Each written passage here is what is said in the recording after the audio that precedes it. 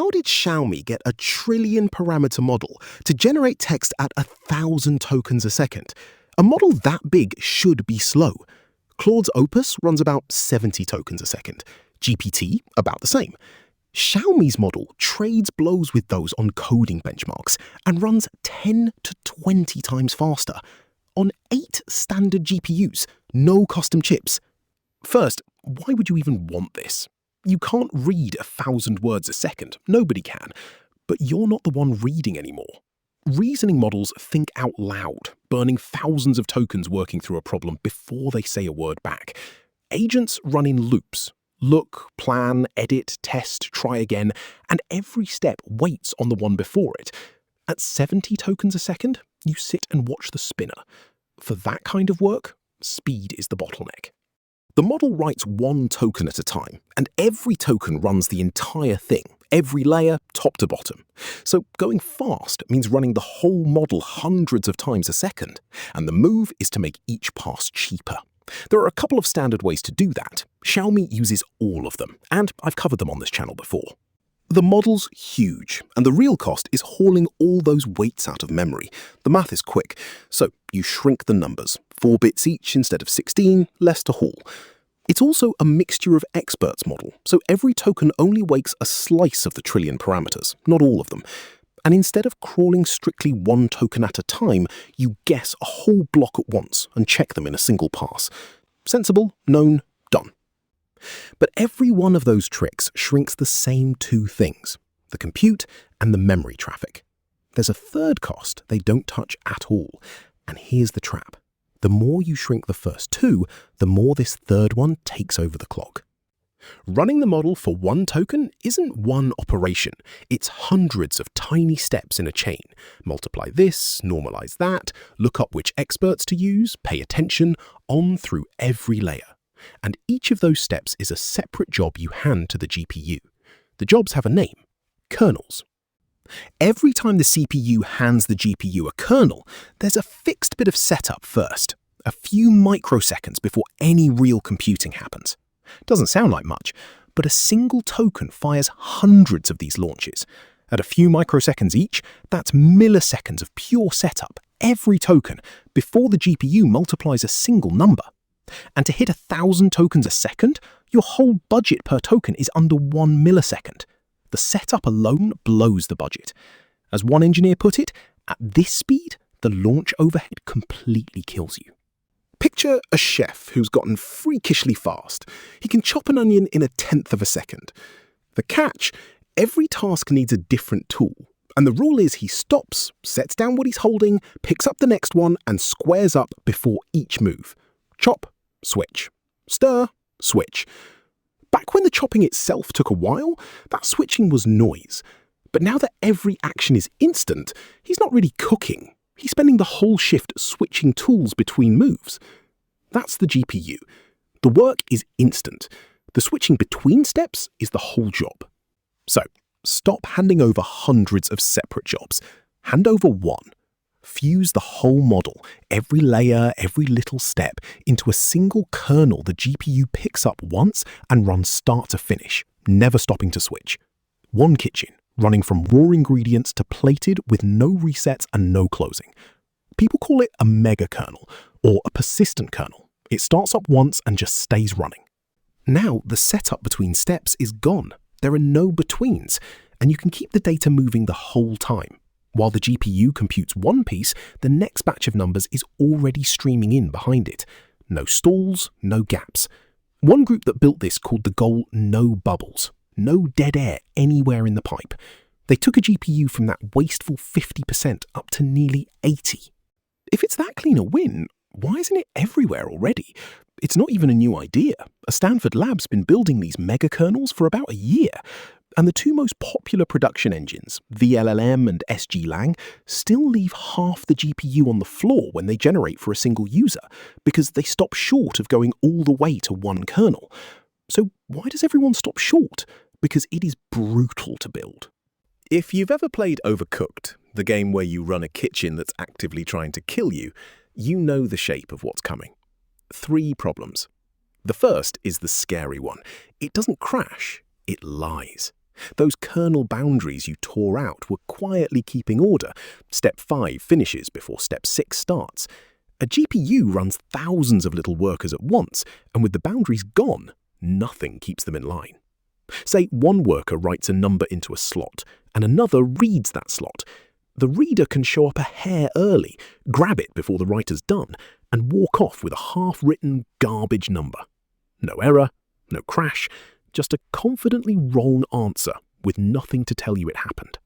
So you rebuild the order yourself by hand. A set of counters sitting in memory, every worker bumps a counter when its piece is done, and every worker checks the counters and waits before it reads anything. You're recreating, across thousands of workers, the one guarantee the boundaries used to give you for free. Get a single counter wrong, and you're back to silent garbage.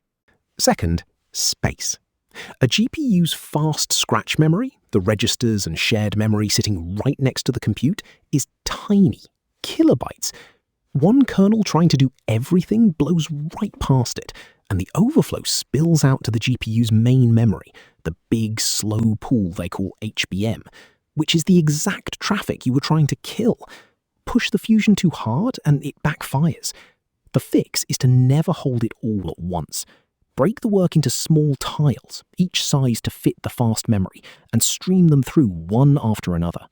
Third, normally, each piece, the attention math, the matrix multiplies, the communication between GPUs, comes from a battle-tested library you just drop in, tuned over years, works for any model. But a megakernel can't call out to one. That call would launch a separate kernel, the exact stop you're trying to kill. So you rebuild all of it yourself, inside the one kernel, fused to this exact model, even the chip-to-chip communication. You trade a generic part that works everywhere for a bespoke one that fits a single model and shatters the moment anything changes. That's why these things are famously unmaintainable. Which is what makes Xiaomi's version notable. Not a toy, a trillion parameter model across 8 GPUs at once, which is where it goes full overcooked. 2 extra nightmares. Mixture of experts picks different experts for every token, so you can't plan the schedule ahead of time. It changes token to token. And 8 GPUs normally stop and sync constantly. They folded that cross-chip chatter into the non-stop kernel too. The technique isn't theirs, but pulling it together at this scale, in production, is the real work. They built it on a runtime named for that tiling trick, TileRT, and the core move has a name, warp specialization. You split the GPU's workers into crews. Some only move data, some only compute, some only handle the communication between chips, all running at once and handing off down the line, like a kitchen brigade where nobody waits on the station before them. That's what keeps the pipe full. And this is quietly becoming the main event. There's a cheap version of the idea. Record the sequence of kernels once and just replay it as a single command. That's already standard in the popular engines. Full megakernels are the frontier, and there's a wave of research right now trying to generate them automatically instead of building each one from scratch. And the building itself is starting to get automated. First compilers, now AI models writing the kernels directly. There's a public leaderboard where humans and AI compete to write the fastest kernel. And on one hard optimization task, a model beat all 9 human experts it was put up against, with a sophisticated custom kernel of its own. AMD's own engineers keep telling their bosses that AI-written kernels come out better than what they'd write themselves.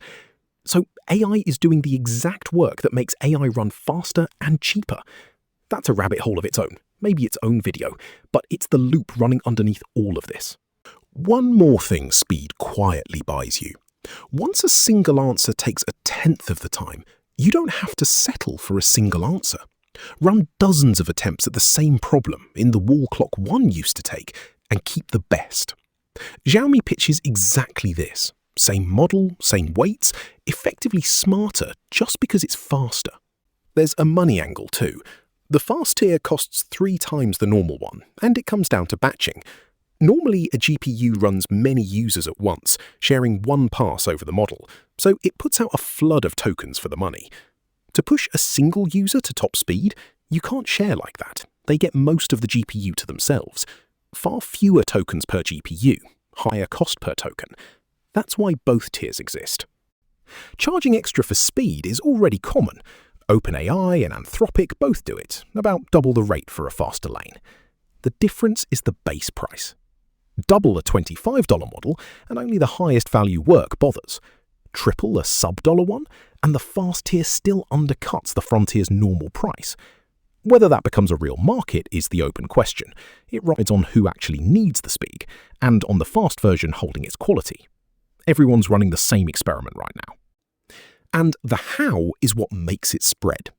Grok and Cerebrus hit speeds like this too, but with custom chips, hundreds of millions of dollars of silicon. Xiaomi did it in software on standard GPUs.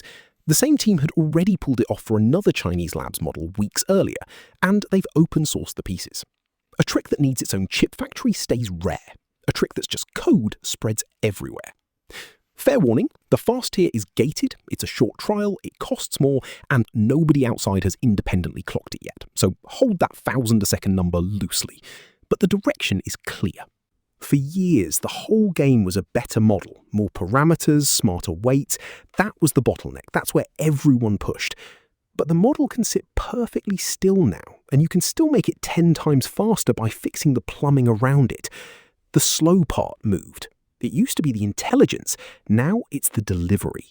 And the next round might go to whoever's best at plumbing.